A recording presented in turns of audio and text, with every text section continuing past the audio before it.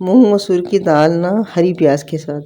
हरी प्याज जब सीज़न में होती है तो मूंग मसूर की दाल हो या सब्ज़ी हो उसमें इस्तेमाल की जाती है। मैंने 1 कप मूंग की दाल ली है और ये आधा कप मैंने लेना है मसूर की दाल। ये 1 कप मूंग की दाल और मैंने इनको भिगोना है काफ़ी देर के लिए ताकि ये जल्दी से पक जाए।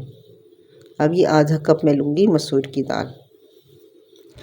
मसूर की दाल लेके इसको बहुत अच्छी तरह धो के निथार के और फिर इसको भिगो दें।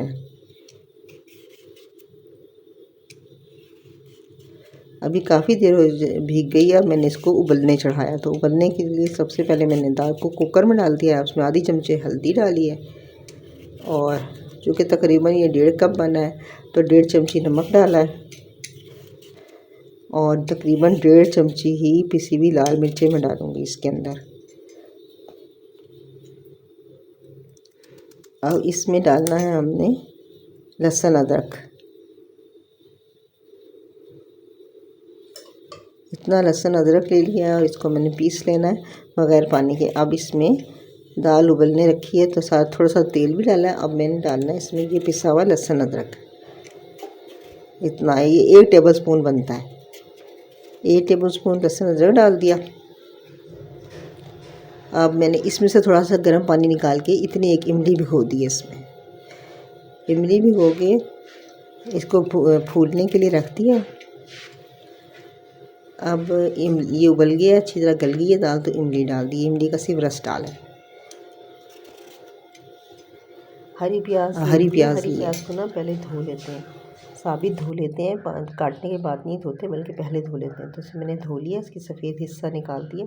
अब इसको बीच में से आधा कर दिया ताकि काटने में आसान हो। इसके बाद ये जो इसका जड़ों वाला हिस्सा था ना ये बहुत मोटा है तो इसमें मैंने ना बीच में से कट लगा दिया ताकि ना लच्छे से जो निकलते वो ना निकले और छोटी प्याज निकले दाल में गलने में आसान हो। अब इसको ना बिल्कुल बारीक बारीक काटना है। कटिंग बोर्ड पे रख के काटने से ना बहुत आसानी से और बहुत बारीक कट जाती है। बारीक काटने से ये कि दाल तो चूँकि तैयार है तो ये गल जाएगी प्याज जो है साथ में, वरना प्याज ना मुंह में आएगी तो अच्छा ही लगेगी। सिर्फ गार्निशिंग के लिए थोड़ी सी प्याज के लिए मैंने ना पत्ते बचाए, वो भी मैं 2 तरह से बघार लगाऊंगी तो इसलिए मैंने इसको बचाए। और उसके बाद अब इस ऑयल में ना पहले हमने डालना है ज़ीरा और उसके बाद हमने इसमें डालनी है प्याज काट के जो कटी थी उसे डाल के इसको तलना है, अच्छी तरह तल के और दाल में शामिल करना है। अब इस तरह भी बघार लगा सकते हैं ऊपर से और ये पक गई। और एक दूसरी तरीके से कि इसमें अब एक नींबू और मज़ीद निचोड़ दें और उसके बाद इसमें हम डालेंगे एक नींबू पूरा डाल के। इसके बाद हमने इसमें थोड़ा सा गरम मसाला डालना है। गरम मसाला डाल दिया। गरम मसाला मैंने शुरू में भी डाला था फिर डाला है और इसके बाद इसमें थोड़ी सी हरी प्याज सिर्फ गार्निशिंग के लिए डाली। अब एक खूबसूरत सा बनाना है बघार देसी घी में जिससे ये खुश रंग हो जाएगा। ये देसी घी मैंने पिघला लिया, इसमें ये है कश्मीरी मिर्चें रंग वाली।